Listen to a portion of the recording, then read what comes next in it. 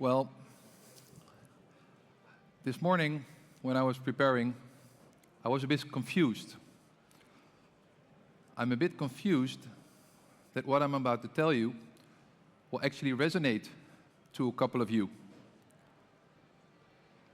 Because according to ChatGPT, only 4% of SaaS companies reach 1 million in ARR, and only 0.4% reach more than 10 million.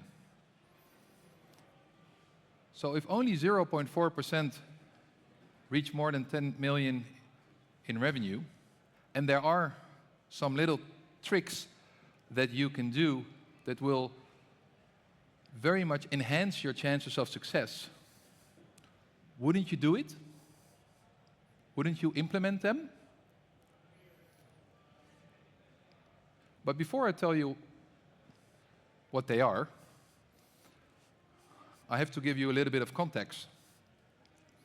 Because in the past, when I was young, I was actually very insecure. My family fled Persia, today Iran, a long time ago. So my father's side are all these little annoying, stubborn Iranian people, and they're all alcoholics, and they are all, they all went bankrupt. So my father went bankrupt. My father became an alcoholic, and I first met him and started to talking with him when I was like 23, 24. My mom was adopted. So in the Second World War, when a lot of people were hiding, after hiding for many months, after a while, just started doing it with each other. And my mom was born. So my mom was adopted by the people that actually had the hiding places. So in our family, there wasn't a lot of love, there was more violence. There wasn't a lot of security, there was alcohol. And all these things gave me kind of a couple of traumas. So I have ADD. The good thing about ADD is that I can focus on one thing 16 hours a day, 7 days a week for 8 months. Piece of cake. The bad thing of ADD is that I introduced myself more than 5 times to one of the best friends of my wife. She hates my guts. And I have still to this day no clue who she is. So that's ADD. I'm also very dyslexic. So when I had to study in school, I didn't understand anything, because all the pages that I was reading, I didn't remember them. So I wasn't really good at school either. That made me quite insecure. So on top of the traumas and the ADD, I also have OCD. So everything has to be clean and organized. If not, I get very annoyed. Kind of a distraction, these things. So growing up, I always wanted to be an entrepreneur, because I thought if I'm going to work for someone, that's not going to be a big success. But I didn't have the balls to do it, so I actually started applying for jobs. And I didn't get hired. And I remember one of the lowest parts is when I didn't get the job at KPN on the client services. They said that I was not suitable for that. What I did have was sports. I was actually really good at sports. So I kind of found my superpower. That was sports. So almost every sport that, I was not a Messi, right, or Federer, but I was quite okay at a lot of sports. So my path, I chose my path, and that was to become an Olympic athlete.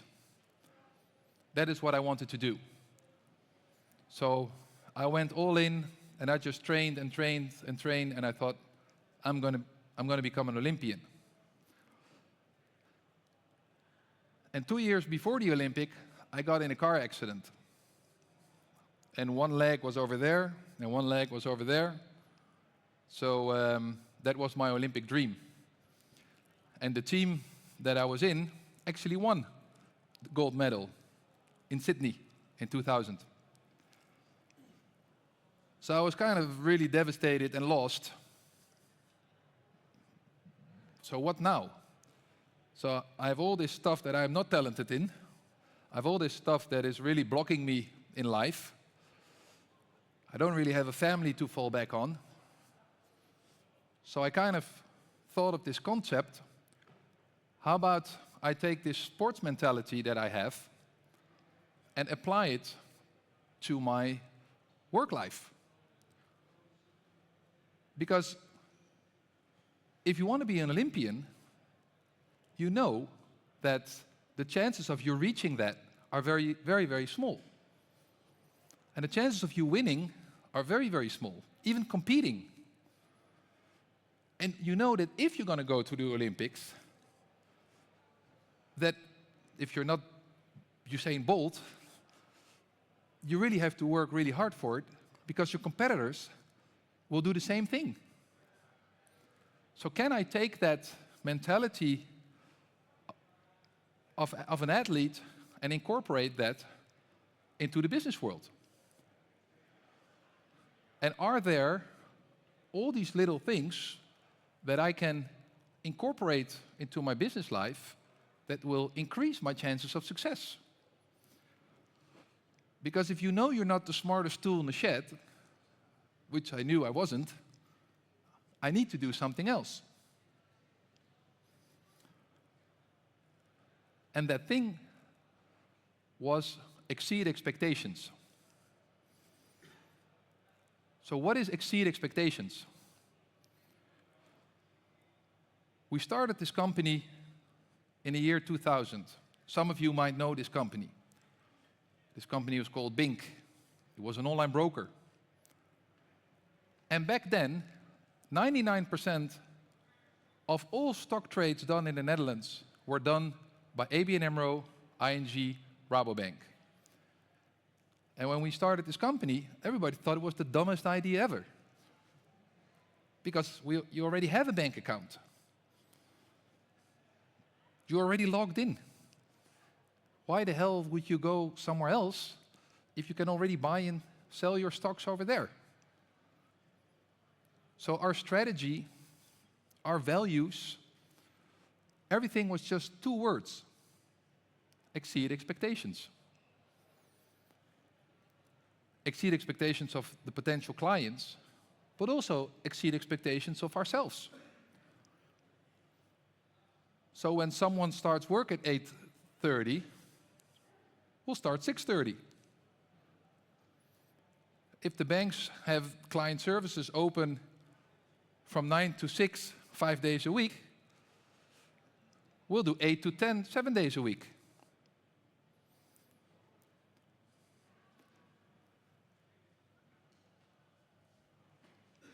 If you're running a SaaS business, there's actually 3 things that you do.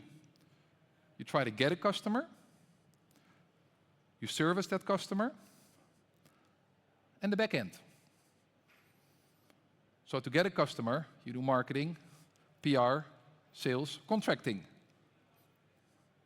Getting a customer.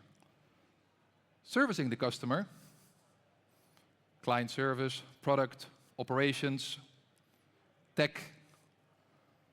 Servicing the customer. And the back end, I think it's the boring part: finance, risk, legal, compliance. So can you take this exceed expectations and apply it on every part of your business.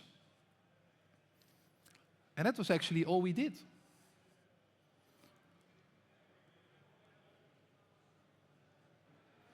So when we started this business, well, we got more calls from headhunters than from actual clients because nobody became a client. But every morning, every day, our only question was, how can we exceed the expectations of our clients? So when we finally got a client, we had a client that gave us a call and said, hey, what's the price of Ahold? And he would do that 50 times a day. He would call. So we called him. I called him. I said, sorry, sir, why are you calling us? We have this beautiful website. He said, I don't have a computer. Okay, we'll buy you a computer. So we bought a computer, took the car, drove all the way to Zeeland, and we installed his computer for him. We exceeded his expectations. Next day he called again. Same question.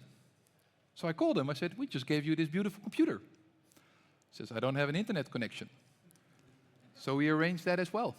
We said, we'll pay for the next 3 years. What happened was that he got us 60 clients. He became one of our biggest ambassadors.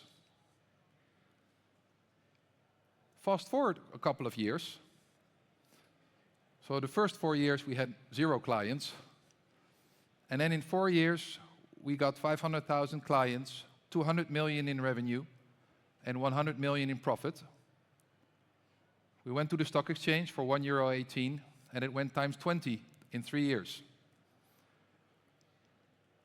We had the lowest cost of acquisition of all the listed comparable company.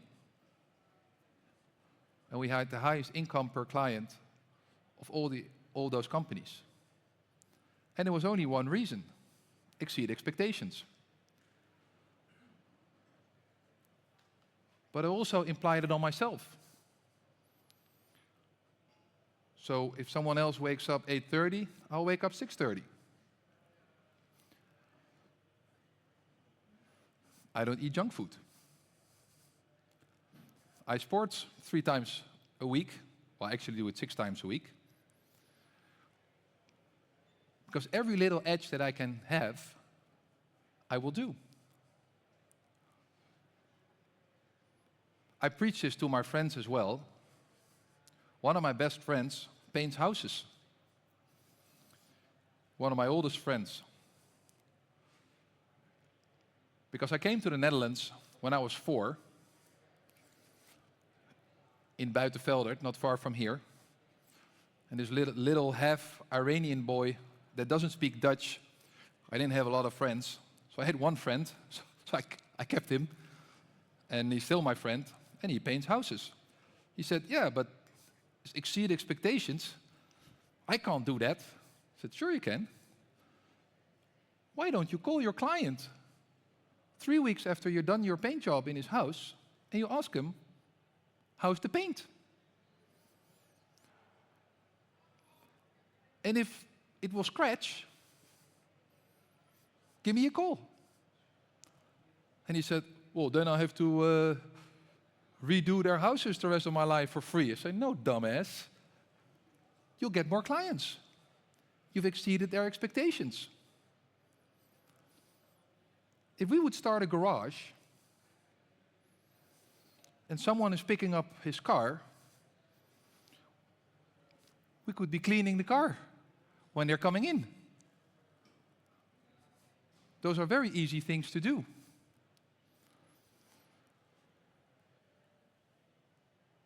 So not so long ago, I gave a speech like this at an insurance company.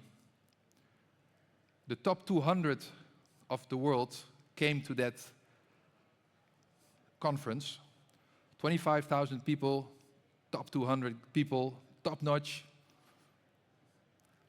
And my first question to them was, who of you talked to a client the last 6 months? And they looked at me like, what the fuck is this dude talking about? Clients. What do you mean? We're managers, we run the business. I think it was 3 or 4 hands. But it still happens today. Today I'm an investor, I'm a board member, and one of the companies that I invested in, I arranged a pitch at a potential very large client, and they said, you can come at 9.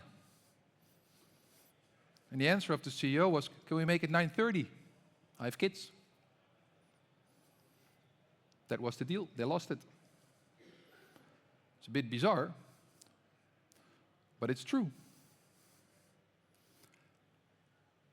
Today I get about 400 or 500 pitch decks a year, and I do everything by myself, so I can't do everything.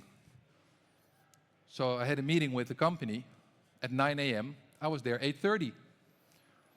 Company was closed. 9:10, first people came in, and the founder came at 9:20. I shook his hand and I left. I choose not to invest.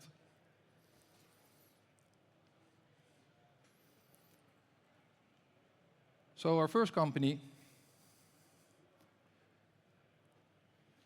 in 2008, we all left. We sold this company, and everybody made a lot of money, and I wanted to do it again. So I started my own firm, my own company, SaaS business. It's called Open. It was not a smart name, by the way, because it's OHPEN, but I think 15 years down the road, still more than half the people spell it O-P-H-E-N. So the name was not the smartest. But it was a bit the same, because we wanted to build a core banking engine in the cloud. It was the first one in the world. We started programming that end of 2008. And it was actually a little bit the same, because people said, no one's going to do this.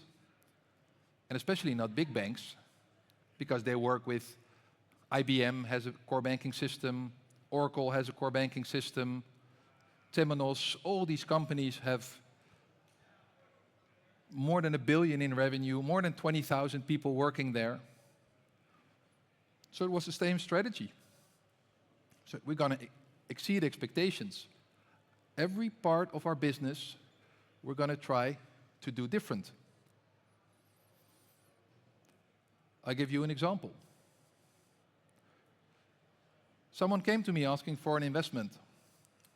And I always ask them the same question, who's your elephant client?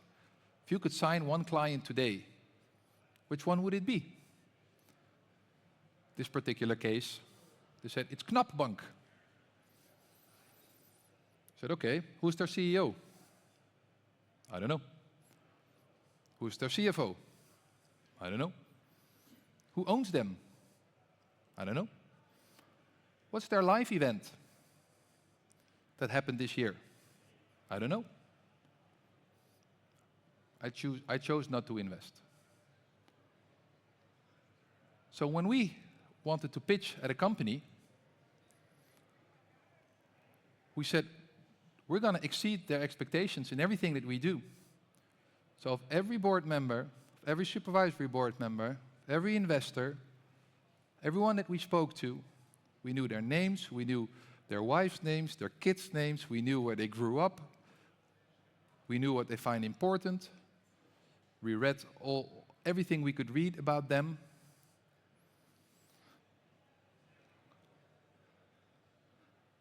And I remember doing a very big pitch, actually together with Angelique, who is here, founder of 10x.team. I'm an investor, by the way. And we had to pitch at a very large customer in the UK. They make more than $1 billion profit a year.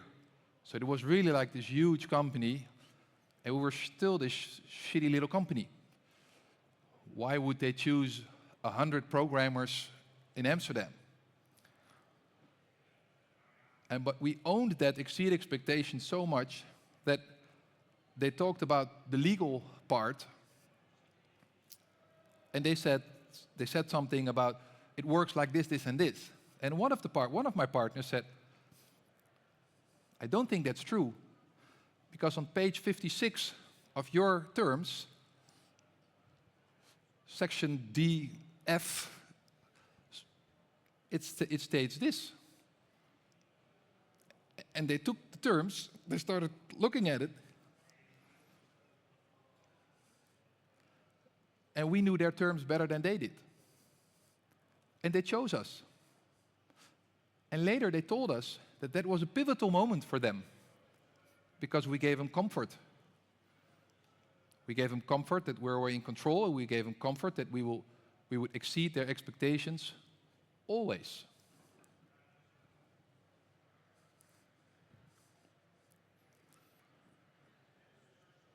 So when we built our business, we said we're going to take this exceed expectations and do it in every part of the business. So when somebody arrived at our office, we had valet parking. Nobody did that. When they walked into our office, because of my OCD, it was very clean. We had all the different kinds of tea that exists. We had all the different kinds of coffee that exist. We exceeded their expectations. When we went to pitch to a big corporate, this is especially for the big corporates, their tech many times is so old that you come with your top-notch new computer that doesn't fit. So we had a little trolley that we could open. We had all the extensions that existed that exceeded their expectations.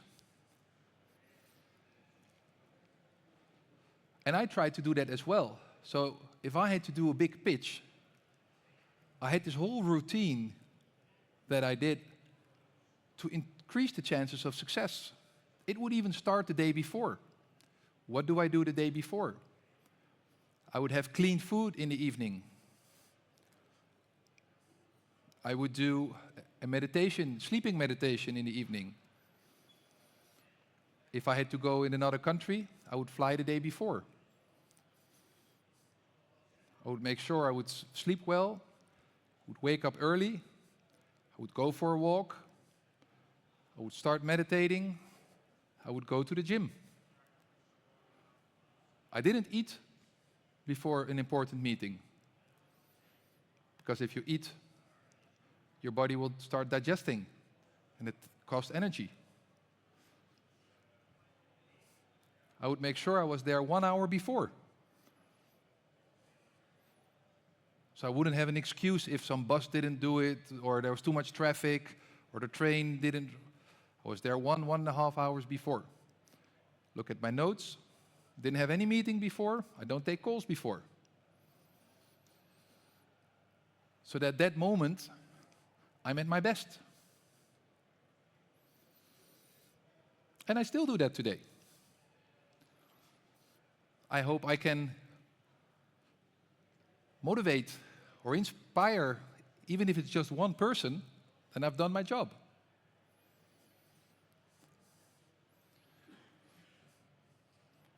Not so long ago, I gave a talk at a school for underprivileged kids. So I had this whole talk. I thought, hey, I was one of those, so I'm going to inspire them. After 10 minutes of my talk, these kids were like 17. One of them said, sorry, can we go for a smoke? I was like, dude, what the fuck? I've been talking for 10 minutes. Like, yeah, well, I want to go smoke. I said, well, if you smoke so much, you probably smoke pot as well. He said, is there anything wrong with smoking pot? I said, I don't give a shit. If you want to smoke pot, smoke pot. I don't care. The fuck do I care if you smoke pot, I told him. But if you don't, and you invest that money every day in the stock exchange, from 17 until you have my age, you'll be a millionaire at my age. Everybody, they all woke up, the whole class. Sorry, what? And they said, "Are you a millionaire?" I said, "Fuck yeah, I am." And I said, "Can you teach us to become a millionaire?" I said, "Yes, I can, but you think I'm going to teach some fucking pothead? Fuck that shit." But I'll tell you what, if you stop, then I'll teach you. And he said, okay. So I actually called my old boss, the founder of Bing Bank, and I said, how about we do it together? So we've been giving these kids investment lessons over the last year. And when the kid came in, he said, I stopped smoking. Now I need to invest. So I thought that was quite a cool story.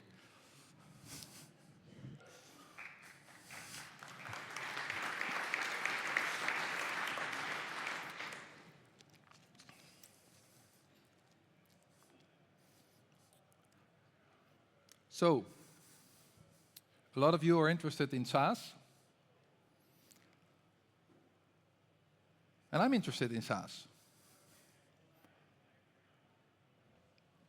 And for 7 years in a row, our company, Open, won every pitch in the Netherlands. We had a 29% year-to-year growth 7 years in a row. And I think today, just heard today, Open has about 28 million ARR. And I believe it's only for one reason. Because every time, every day, the first thing we said was, how can we exceed expectations? I'm quite extreme in that. Everybody always tells me not to tell this story, because I could get sued. But we had a developer working at our company. We had 2 developers that were about 140 kilos each. And they were smoking 2 packs a day. And I think they didn't eat, they just had Red Bull the whole day. But they were always tired. And they were always like nagging. And so I both asked him to come to my office. And I said, I'm going to both give you an offer.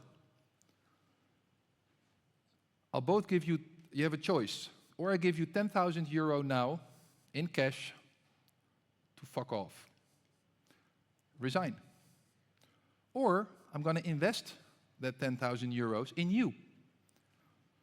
So I'll get you a personal trainer. We have a nutritionist here that makes healthy food, top-notch food.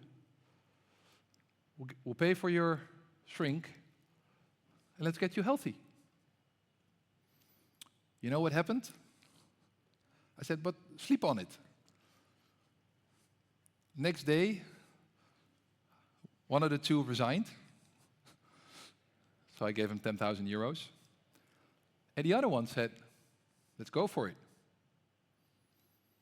6 months later, he sent me a letter thanking me, because for the first time in his life, he could actually pick up his kids.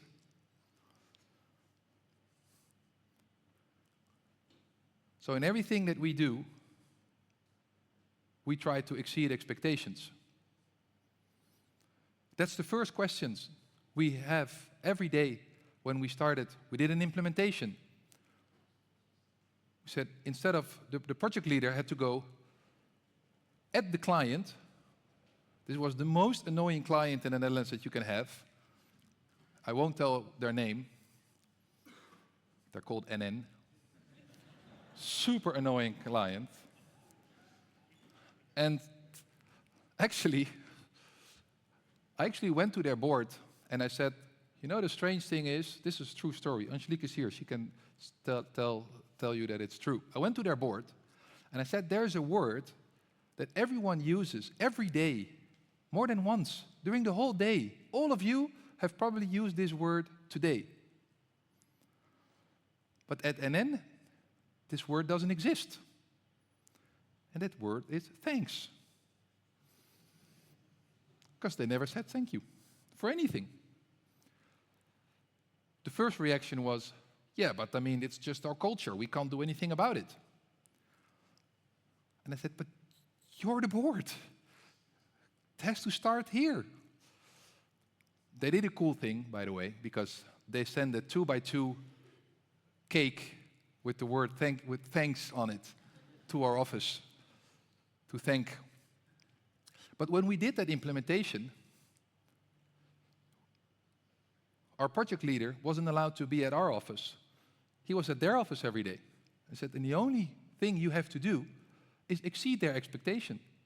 So he was walking around. I mean, hundreds of staff there used our software. He was walking around and he just said, so what do you don't like? What sucks? What haven't we done well? And he went to the back office people that no one ever goes to. And then one of these back office guys were like, the fuck you talking to me for? I said, we want to know you're using it. I said, well, if you really want to know, you put a little I, and if I click it, some information comes up, but it's not the information that I want. I never use that information. I want this in there. We wrote it down. So 20% of our roadmap was decided by clients. A lot of SaaS companies that I talk to say, no, we decide. Our teams, self-thingy teams. But your clients should do that.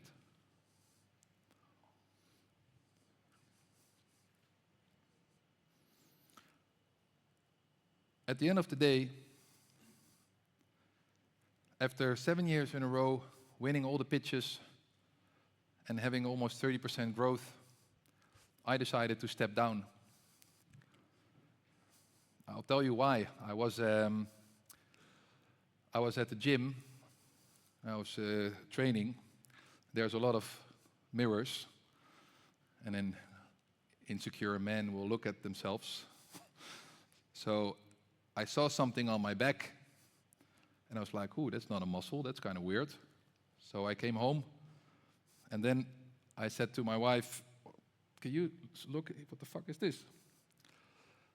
And she said, that's weird. So I went to the doctor. Next day I was at the hospital, and they said, that's a tumor. And it was 10 by 4 centimeters. But they didn't know if it was a good tumor or a bad tumor. And they said, but because it's growing so fast, we have to take it out immediately. So for 6 days, I didn't know if it was a good tumor or a bad tumor.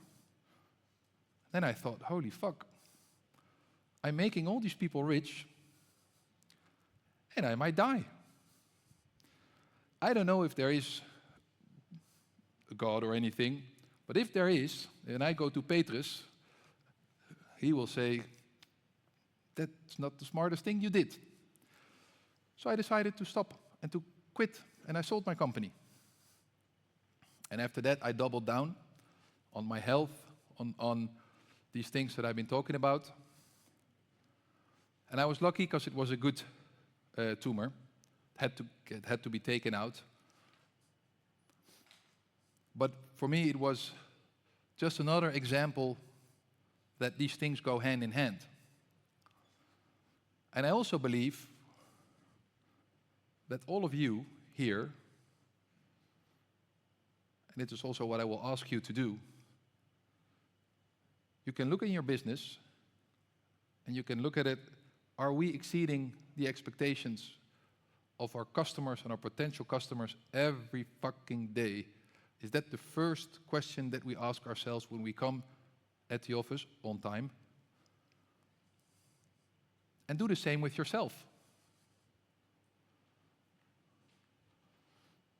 Because there's all these little things you can do that will increase your chances of success. Being on time, being coachable, being healthy, having the good energy.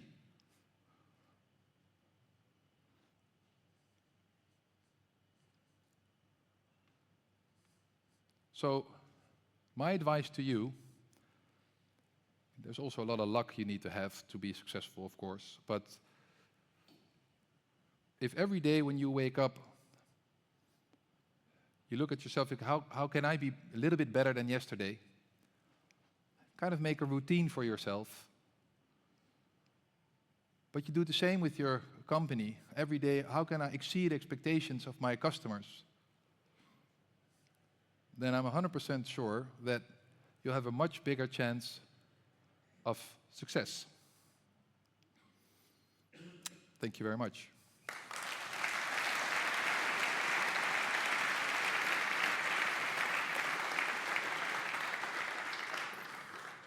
Thank you, Chris, for this I think the whole room kept very quiet. So we're going to give the floor.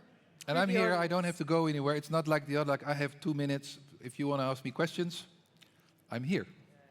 Okay, well then, there you have it. Are there questions from the audience for Chris?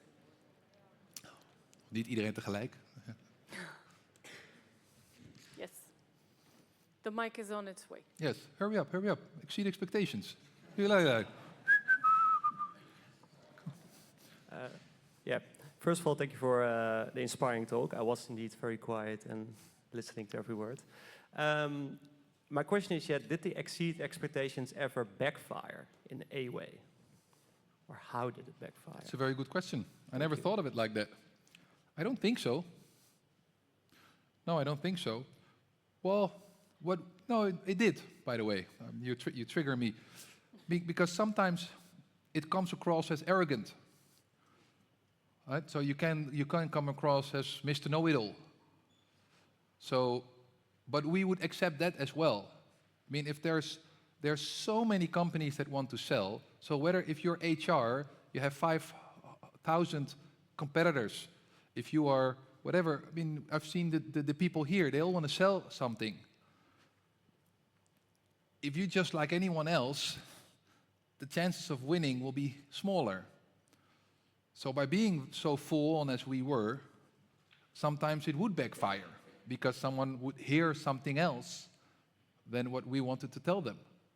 There's one bank that for 15 years we tried to sign. Well, actually, we did B2B with Bink as well. So for 25 years, we tried to sign NIBC Bank. And whatever I would tell them, they would hear, you're a dumbass, you're doing it wrong. Come with us, we do it right. But we would accept that. Then it's just not a fit. You can't win them all and you can't sign all the clients. So I think the answer is yes, and it can backfire because sometimes you're just a little bit too full on for someone. But I'm involved in quite a lot of companies as an investor or a board member. But what I do know is all of them that do this are successful in one way or the other. And the ones that don't, I wrote off my money. So the answer is yes and no. Thank you. Okay, more questions?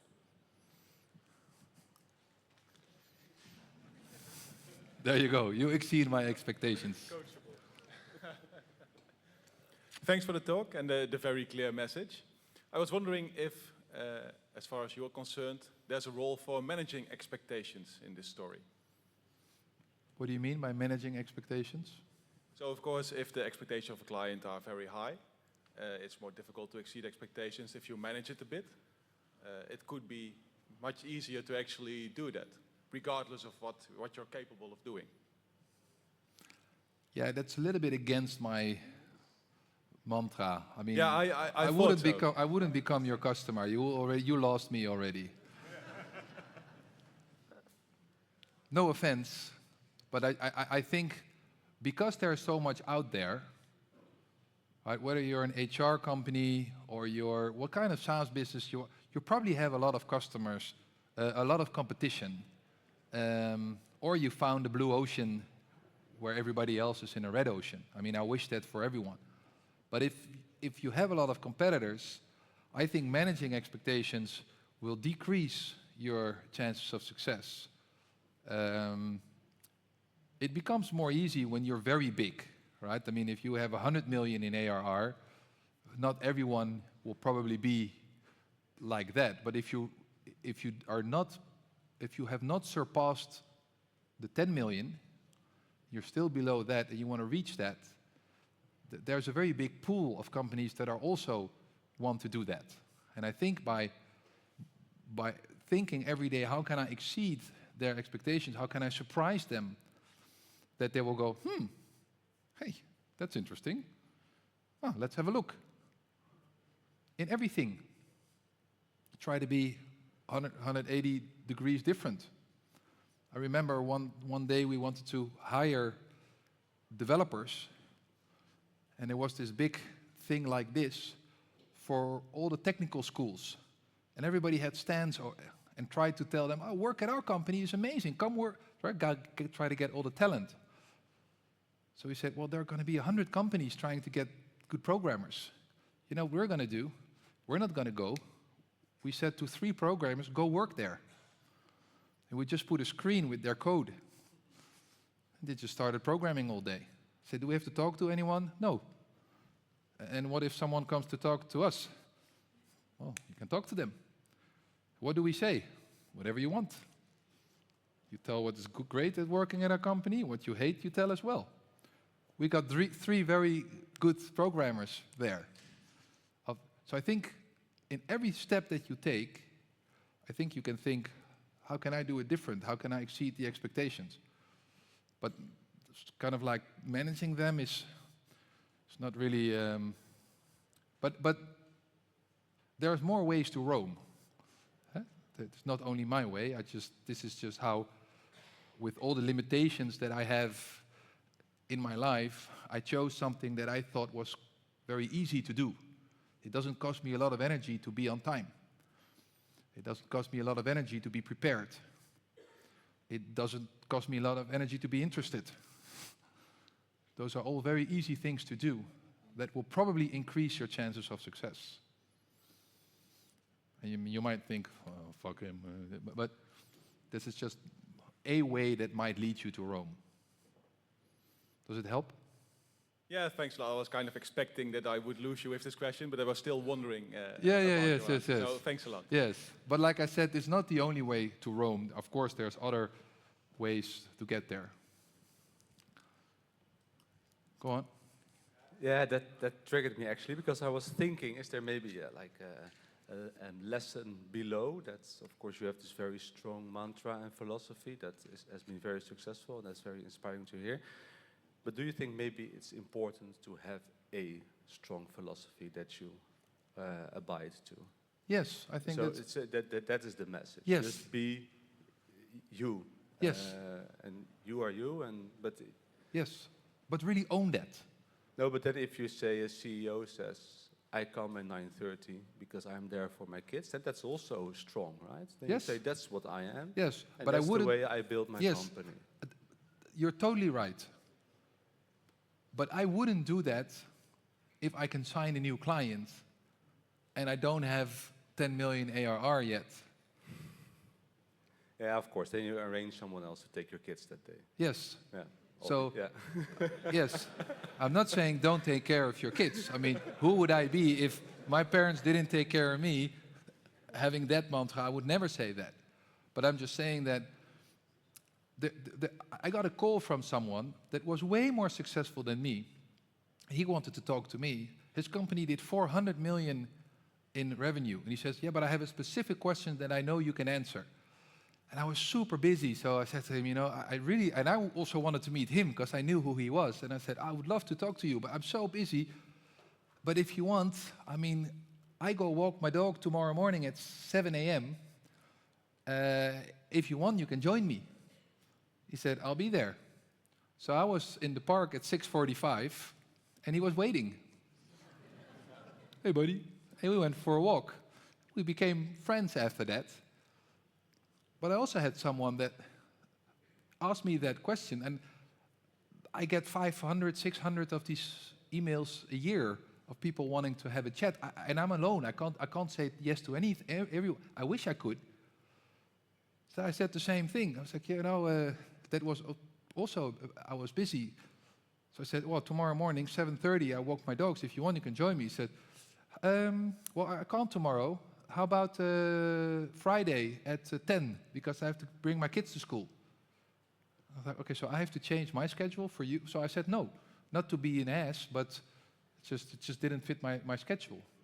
So if you want to start 9:30, be my guest. But if your client or your potential client needs you before that, I would make it work. No, obviously, but yeah. Okay, we had At least I another wouldn't question. become a customer. No. We had another question there, I think. Yes. Run, run, run, run. Come on, come on, come on, come on, come on. It's there already. It's there, look, she ran. Take the mic. Yeah. Oh, sorry. Oh, there you are. Yeah, thanks. Okay, the mic will help probably. Yeah. Yeah. One thing that really resonates with me, Chris, is that you're clearly taking care of your personal health. And you mentioned like your physical exercises as well as mindfulness, let's say meditating.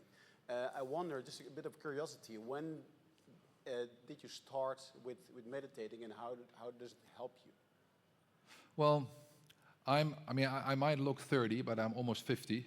I'm 49, and I started when I was 25. So I've been doing it for 25 years, and I just started taking courses.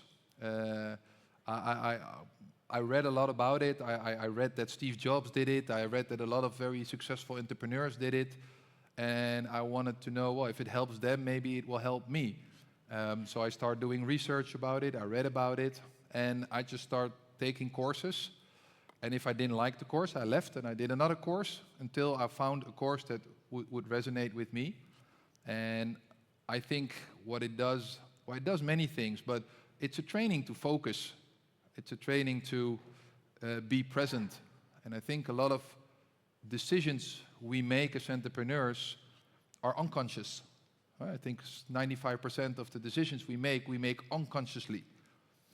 And by meditating, you become more conscious and you make more conscious decisions. So I think you will make better decisions. And so it helps me get a good balance. So it has been proven that meditation gets your cortisol levels down. Right? So your stress hormone goes down. It enhances your sleep. And it will make you more focused. I have a very good example. I had one of the questions that I ask, I have a friend who's an entrepreneur, and I said to him, of all the things that you can do, you have HR and marketing and PR and product and tech, what is your superpower? There's one thing you can do very, very well. What is it? You can only choose one. He says, I fucking rock at sales. I'm good at sales. So I should be out there selling our product. Okay. And if there's one thing your company needs today, this year, what is it? He said, that's coincidence, that's sales too. We just have to pass that little step and then we'll be good. So I asked him for a period of 1 month to write down every hour what he did. You know the percentages that of his time that he did on sales? Less than 10. 5%. Yeah. Yes. And I think meditation can help with that. So for me, it's an anchor. It's also having an anchor, something you can always go to. But it can also be having a runner's high, right?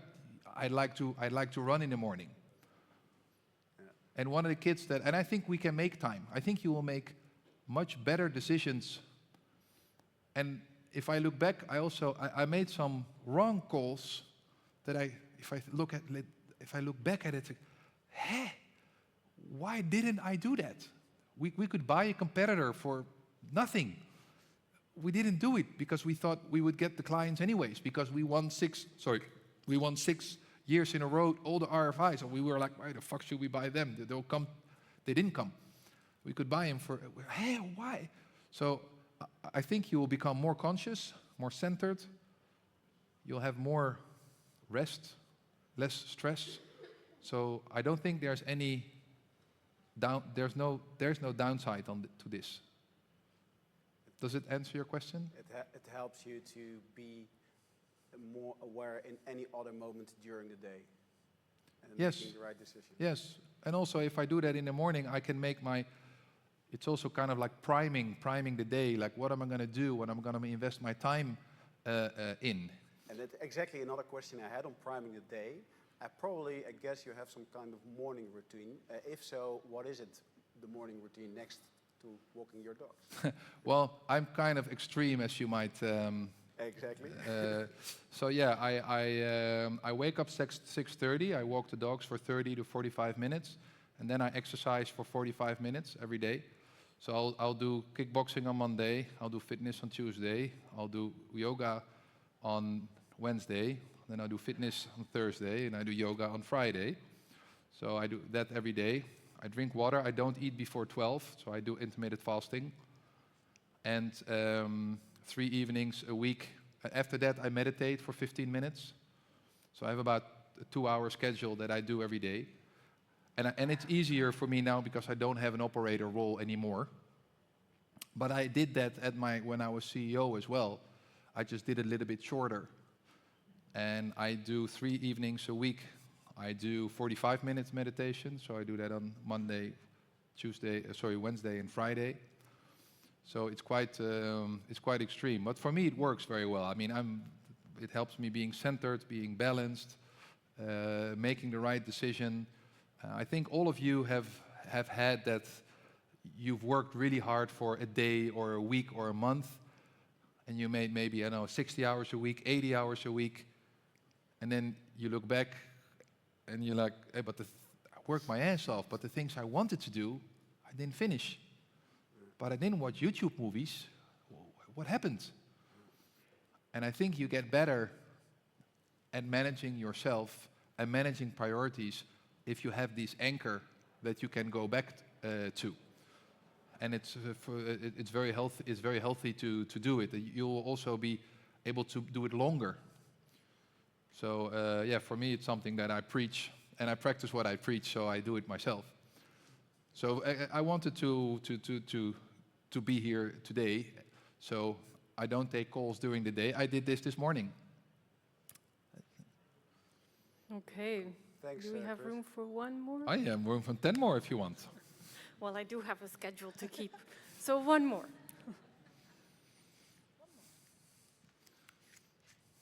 Yes, over there. You should say, do you want to invest in my company? That should be a good question, now that I'm here. There you go. Well, that's too easy. I gave Hey, the Erik. foreset. Hi. Question, do you believe in cycles in your life? I mean, you see, my mantra is let's exceed expectations, right? But do you also believe in cycles, that you say, okay, there's a couple of 10 years that I'm like completely exceeding all expectations that I make for myself and others? But can there also be a period of rest where you reflect by yourself and Yes. like load up for the next Of course. phase or so? Of course, yes. So, I mean, I also made a lot of mistakes. So, in the 10 years, every vacation, I worked for 4 hours. For 10 years, I've never had a vacation day that I didn't work for 4 hours when I was CEO. I wouldn't preach that. I wouldn't do that again. So I think when you reflect, you will make better choices for the future. So yeah, I think that's. But it's, for me, it's my modus operandus. So I have 2 dogs, and what I do is I check, is there world championships for obedience training? There is. Who are these world champions? Do they give courses? They do. So one of them has a website, 10 euros a month. He has 750 movies. So I said, oh, if I watch one a day, it's 750. So I will take a dog training course. So I'm officially licensed dog trainer for my own dogs. And I've watched all 750 movies. Other people watch Netflix, I will watch that movie. So I think now 3 years, I'll have that. So, and I remember, I also play golf now that I have a little bit more time. There's this golfer, it's a German, Bernhard Langer, maybe you heard of him. And at 65, he's still, at 50 years old, you go to the senior tour. And he's 65 and he still plays with the top dog young guys. And they ask him, how can you do that? And he said, well, if my wife asks me to do the dishes, I will do the dishes the best that I can. I'll have the dishes the cleanest that I can. It's just the way I am.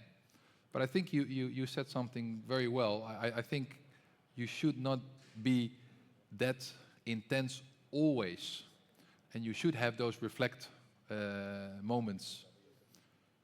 But I think when you are on, I think a lot of companies forget that you can exceed expectations on a very... I would ask all of you to do that. Is there a low-hanging fruit that I can do in my personal life to become better? And is there something that I can implement immediately at my company to increase my chances of success? And I think probably there's something that we can find. Yeah. You were like, you were sleeping. No. I Thanks. think now Does it we'll help? have to close. Yeah, for sure. Yeah. But you're sticking around still, right? No, that's it. Yeah, I'm overruled. One yeah. more. We're exceeding expectations There you go. here. There you go. More. You have to go back to Belgium. You're like, fuck. No, Take- I don't actually. Okay, good.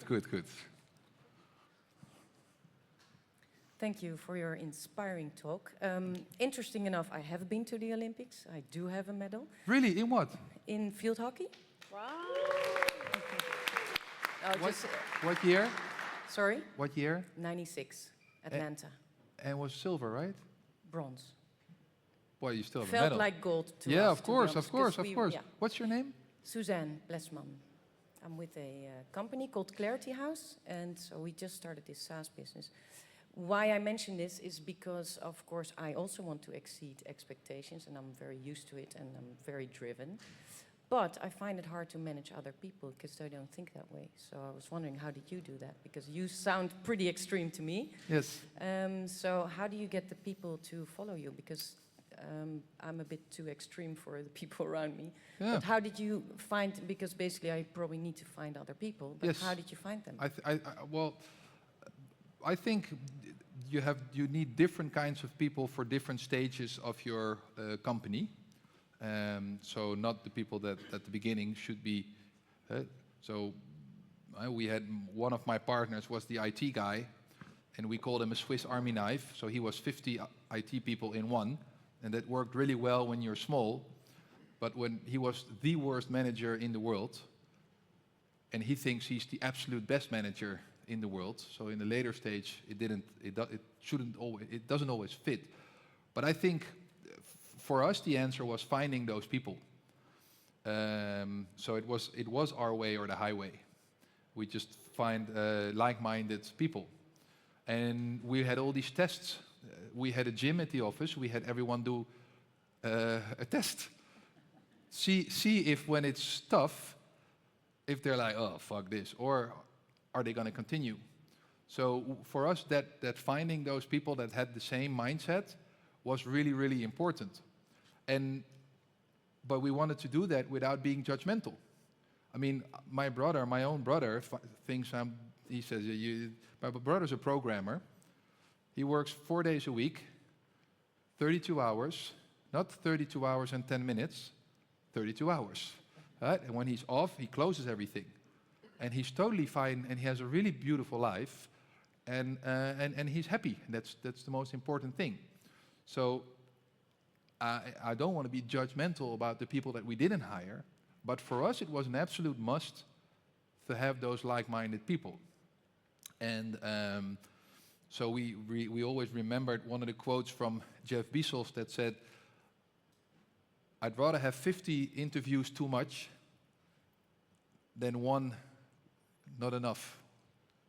So that's my answer. I think you should find those, and you have to see what makes people tick. Who has a chip on their shoulder? Who is driven from the core, no matter what? And yeah, I click very much with those kind of people, and that's why, and my partners as well. So we really liked having those people in our company. But we also gave them a lot of chances. I mean, in our company, 70 people had shares. So I also gave all of them shares. So they would feel that they would own a part of it. So I think there's all these little things you can do to find the people, but also treat them how they should be treated. And also give them the chance to grow when the company grows. Does it help? And congrats on the... it's too bad they don't have a little stick, because I played hockey as well. Oh, yeah. Okay. Yes. So I'll probably kick your ass. with your medal, with your bronze. No, I'm joking. Well, a while ago, but the medal is forever, right? Yes. Okay, are we still hooked? Yeah? So does anyone else have a question?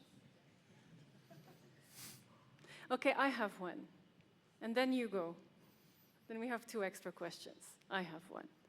Has there been a time in your life that you did kind of let go and had a major fuck up? Well, I have a lot of fuck-ups. I said this the other day to someone. I mean, if I made 5 decisions a day, that's 1,200 decisions a year. So I'll probably make 300-400 fuck-ups a year. But I think if you want to grow fast, you have to make decisions fast. You have to accept failure. You have to fail forward, accept it, and just continue. So that's also part of it. Yes. I made an enormous amount of. I still make a lot of failures. I have 2 cars, and both are in the shop.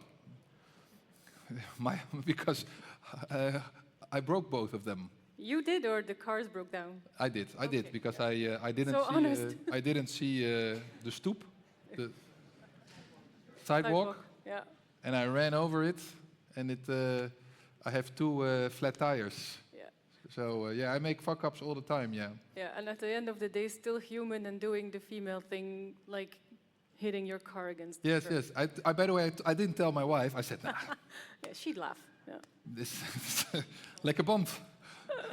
So I also did that. No, but I mean, you have a lot of fuck ups, and I mean, I also sold my company for a reason. You know, I found it very difficult to have that balance. So if you have another couple of hours, I have the list of fuck ups as well. We have major.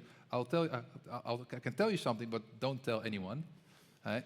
Yes, So it will definitely stay in this room. yes, stay in this room. But I won't really tell the real story. But the biggest outage in the financial world in 20 years was our company, because we had an outage from 6 a.m. to 11 p.m. That's how long our bank site was down. And when you called, you would hear doo-doo-doo. And when you go to the website, it was 404 error. So we had 500,000 clients, and we had 32 billion assets under management.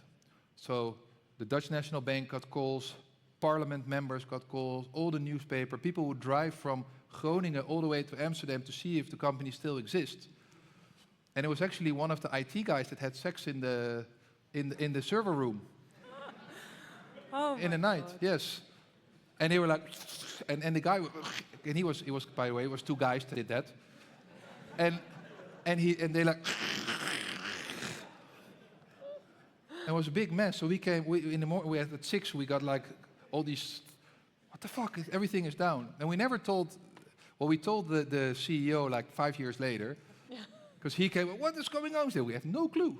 But we could see on the cameras that he had done that. So that was the biggest outage in 20 years.